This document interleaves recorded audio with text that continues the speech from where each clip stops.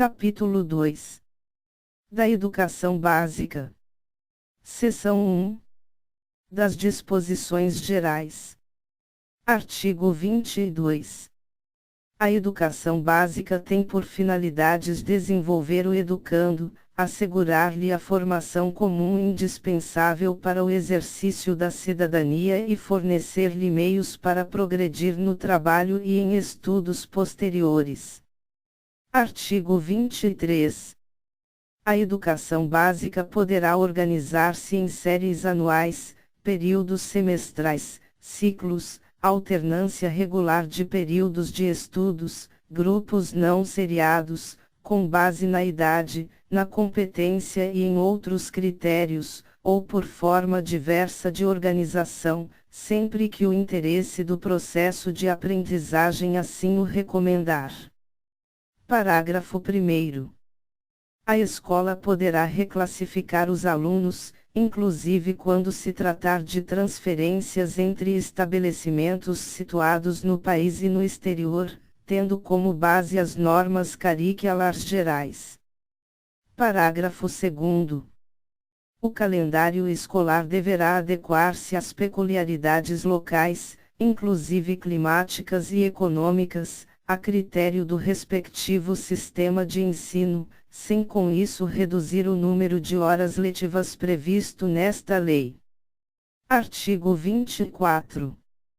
A educação básica, nos níveis fundamental e médio, será organizada de acordo com as seguintes regras comuns.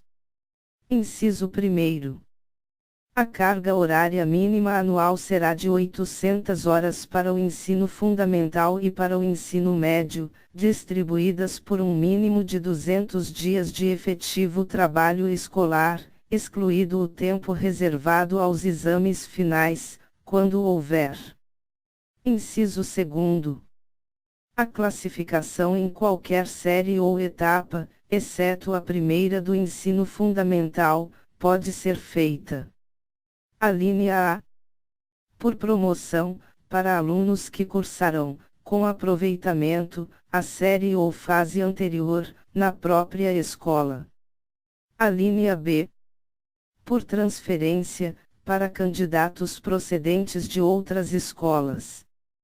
Alínea C.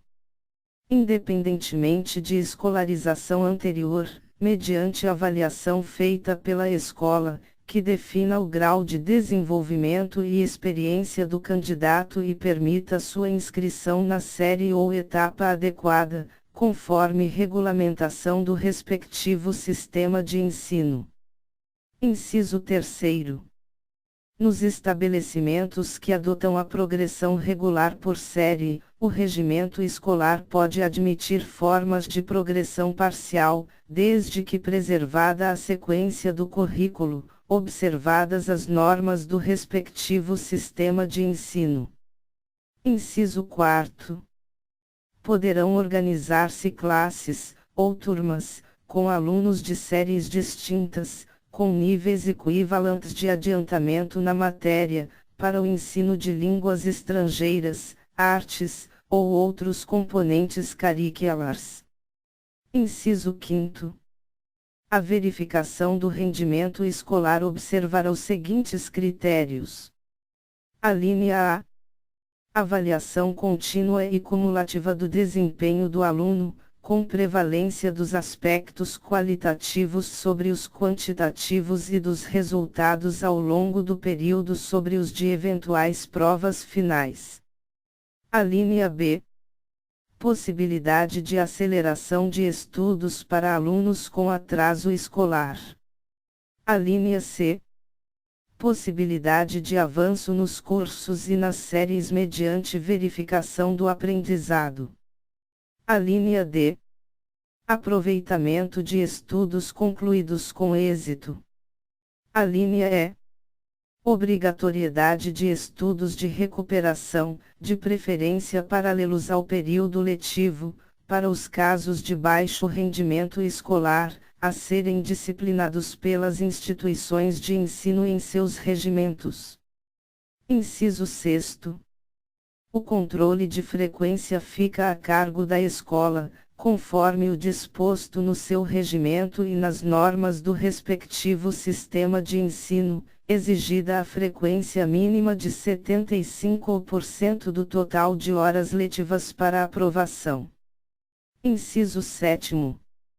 Cabe a cada instituição de ensino expedir históricos escolares, declarações de conclusão de série e diplomas ou certificados de conclusão de cursos, com as especificações cabíveis. Parágrafo 1º. A carga horária mínima anual de que trata o inciso 1º do caput deverá ser ampliada de forma progressiva, no ensino médio, para 1.400 horas, devendo os sistemas de ensino oferecer, no prazo máximo de 5 anos, pelo menos 1.000 horas anuais de carga horária, a partir de 2 de março de 2017. Parágrafo 2º.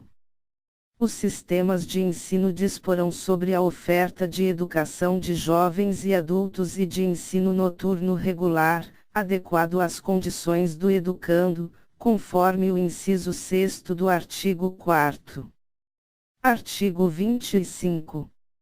Será objetivo permanente das autoridades responsáveis alcançar relação adequada entre o número de alunos e o professor, a carga horária e as condições materiais do estabelecimento. Parágrafo único.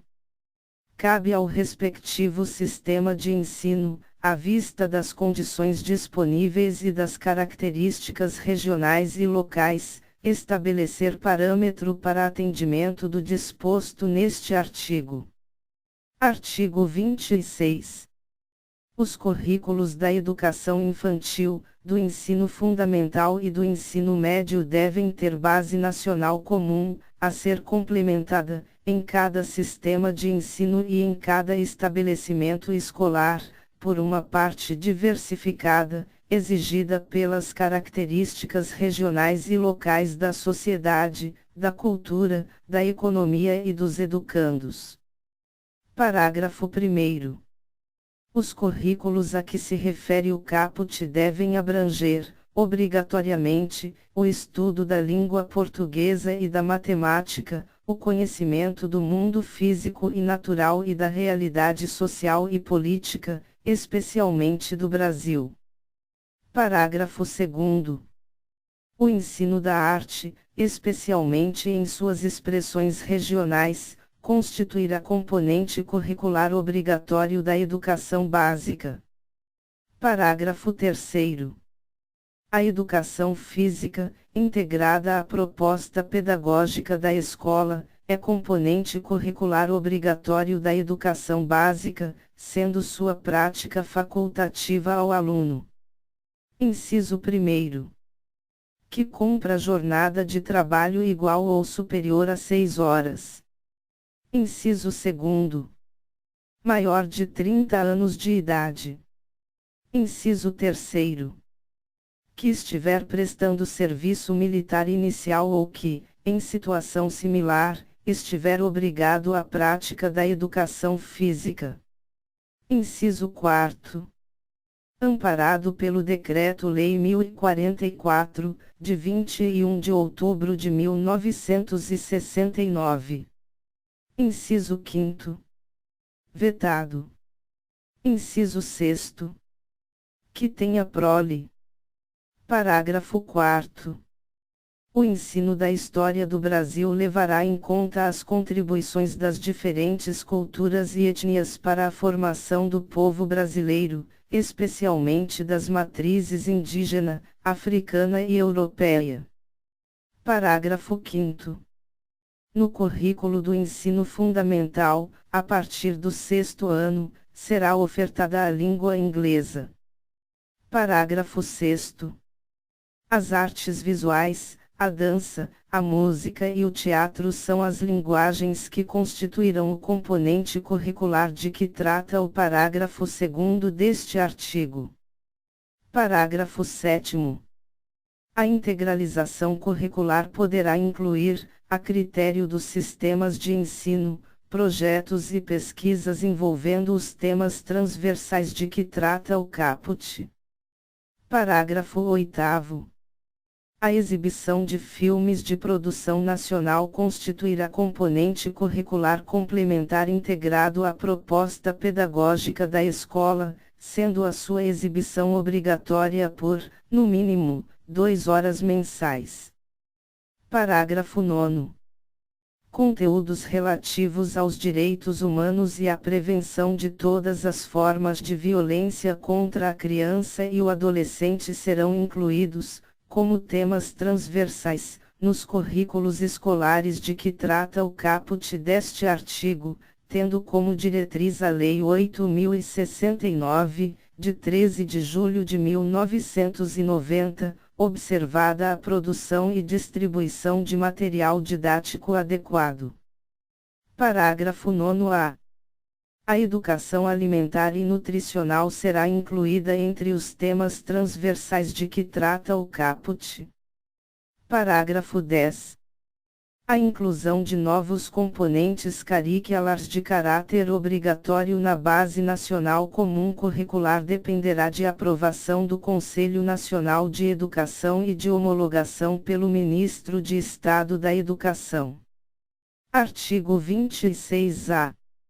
Nos estabelecimentos de ensino fundamental e de ensino médio, públicos e privados, torna-se obrigatório o estudo da história e cultura afro-brasileira e indígena. Parágrafo 1º.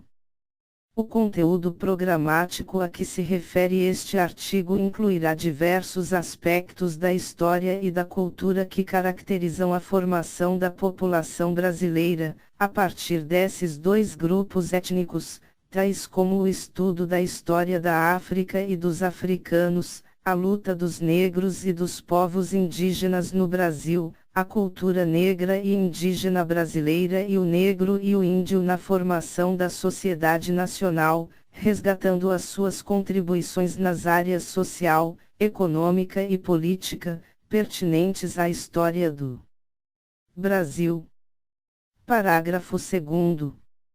Os conteúdos referentes à história e cultura afro-brasileira e dos povos indígenas brasileiros serão ministrados no âmbito de todo o currículo escolar, em especial nas áreas de educação artística e de literatura e história brasileiras.